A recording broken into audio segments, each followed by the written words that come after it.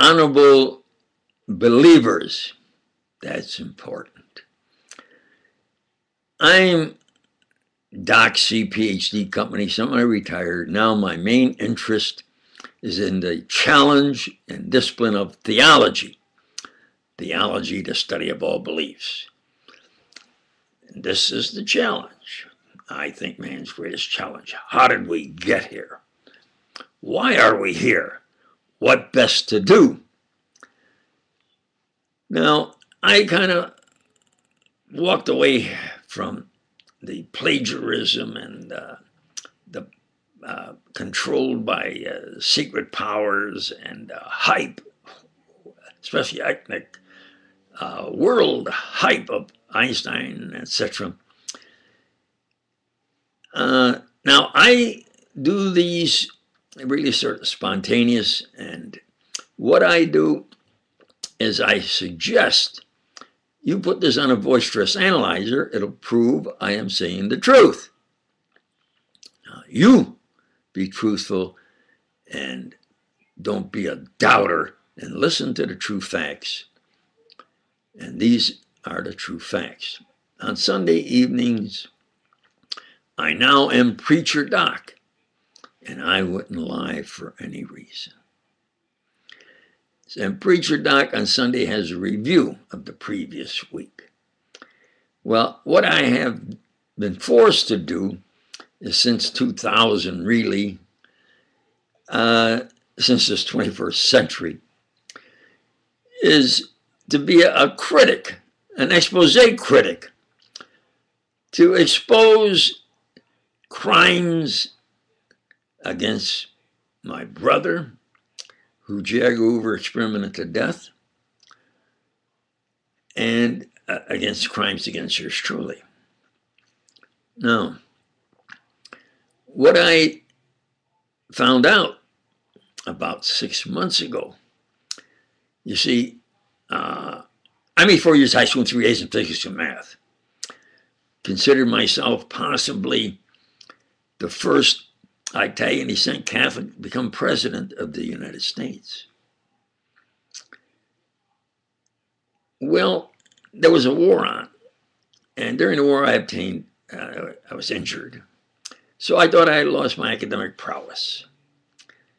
Then with Enrico Fermi's success, and that was the big conversation, especially in the science field, I said, well, he's from Italy, I'm Italian descent. You know, here in the U.S., we're supposed to be better than anybody else, you know.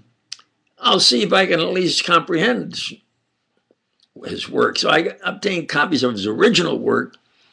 And then in my surprise, in about 2 weeks' time, I could actually duplicate his mathematical physics and even do it without some scratches and footnotes, and even use a little bit of a graphic presentation. So I said, well, maybe I still can have this ability of becoming a famous scientist. I used to listen to I DuPont the Amours every Wednesday, I think it was, and they had the greatest scientists of the world. Well, I made it 4 years high school and 3, etc. Now, I took and I said, well, I'll see you. I had to wait to begin college studies. I said, well, I have some time. I'll see if I can come up with something new and maybe more powerful than his vision. And I came up with hydrogen fusion energy. Do you understand? So overnight, I'm at the absolute top of this country's most powerful secret, and as I suggested, Super Manhattan Project. But Hoover said, hey, this young man, if he's there, they'll ask him who is he and why. And they'll have to say, well, he's the one that called a secret meeting and insisted on having this Super Manhattan Project. He said, and he did it like he's me, like what we should do. That's pretty sharp. I need a man like him to do what I want for my work. I didn't think that was right, but he had the power, and that's the way it was done. Do you understand? Well, now, there was a sort of, after a month, there was sort of a party to celebrate. You know, I was sure it's valid of the Super Manhattan Project with hydrogen fusion energy. To my surprise and horror, when I got there and this type of, this Hoover party, I didn't see any women. So as we were in the parking lot, I says, well, where are the women? Where are the girls? I don't see any girls here. He says, well, Hoover has this kind of a party, and you have your choice of one of those two young men. I says, what? I just stormed. He said, where you going? I stormed out. So now I start where I'm at the absolute top, but Hoover has me at the absolute bottom of a personality clash. I think we should remove this immoral fellow. And he says, well, I didn't realize the power the fellow had. Control, power. So that's the way we went. Until Hoover figured that he could then take and decide what he would do with I and my brother, who knew nothing about this, but my brother was 6 feet and a great athlete. He was a physical specimen. Hoover says that's what he needed. So he worked with even a German scientist like this twins, an experiment with my brother and I and others, especially twins, just like the Germans did, and even with women. So he experimented people to death. Absolute truth. Hoover experimented Americans to death, experimented my brother to death. Well, now I had achieved some great things, meanwhile. Great things. Including studying Einstein day and night, Saturdays, Sundays, holidays, every second I had, to do like I did with Fermi, to completely comprehend exactly what his work consisted of. And while I was doing that, I realized that philosophically he was incorrect, because he said to get the answers to this, to solve sort of the riddles of this universal phenomena, you have to think irrationally and put in a mathematical schema to represent it. In just a minute, rational man with 2 feet on this ground of the earth, thinking rationally, should come up with the best answer that is rational and will sustain, not just a patch mathematical schema that you can say represents whatever. What are the true facts? And so I realized that just like they broke the sound barrier in his day, that now in my day, I was on the threshold of, theoretically at least, breaking the light barrier. And when I did research, CERN was doing, not really announcing, CERN was doing work with, to have a particle to break the velocity of light, an increment greater than the velocity of light.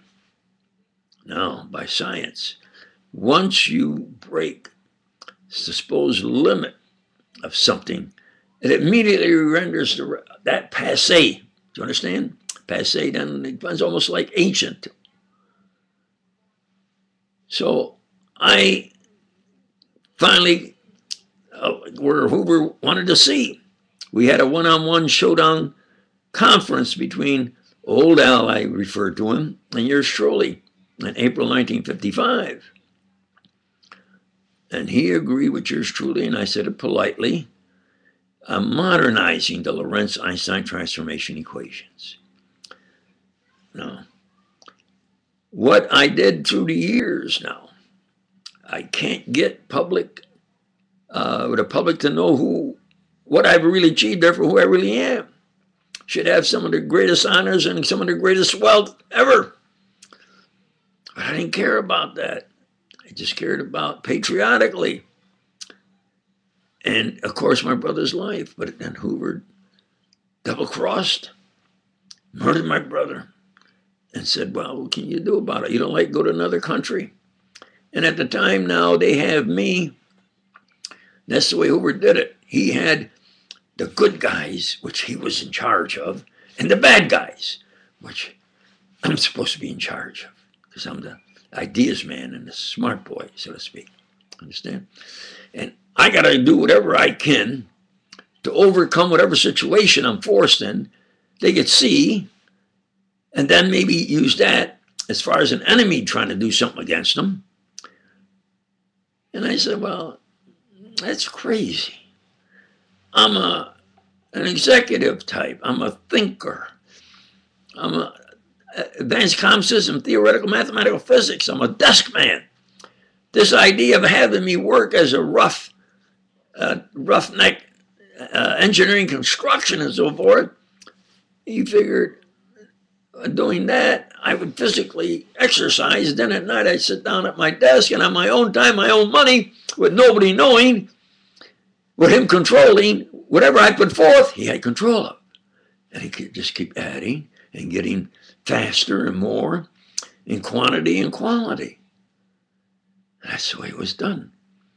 And he said, well, my brother said, hey, now he said, well, if you don't like it, try another country. Now they had figured that if I go to another country, the other country is going to know who I am. They'll say, yeah, you see, he's the worst. They say we're bad. He's worse than anybody. Like you now realize. But they know that I'm American and religious, especially. Some of them are killing people that are religious. So they talk to me, and I can walk around, and they won't, but they won't include me. So I'm always a nobody, trying to get work, and what other people are doing that is my original work and invention, you understand, is the paradox of what I achieved, and the paradox, especially the personality clash between yours truly and Hoover, is mind-boggling. Especially if I tell you who I really am as far as in this intelligence racket, is what I call it. Unbelievable. They got movie pictures. There was TV programs, and so forth, where whoever was there, and in fact, some of the pictures, of especially walking away, I could see it was me. They could dub it in. Absolutely true. I have my closest friends and relatives say, you tell them that, and they'll say you're a kooky. And then they can do something to you, and they can get away with it. Well, I run the risk. I run the risk of them saying, no, it can't be true. I mean, look, hey, secrets are, who knew about the Manhattan Project until after? Who knew about the Super Manhattan Project until years after? Correct? Who knew about UFOs, Area 51, until years after? Do you understand? I actually worked what I was doing, I would say it would be about 25 years ahead of what the public would know. At least 25 years. And by 1960, I had put forth advanced concepts in theoretical mathematical physics, at least into this century now, the 21st century. By 1970, especially 1975, I was so disgusted at the politics and plagiarism and ethnic hype of Einstein that I said, what? And then I came to the discipline of theology. How did we get here? Why are we here? What best to do? And that, I'm going to use that as my summary and maybe have a second part too. And to believers, of course, I say thank you.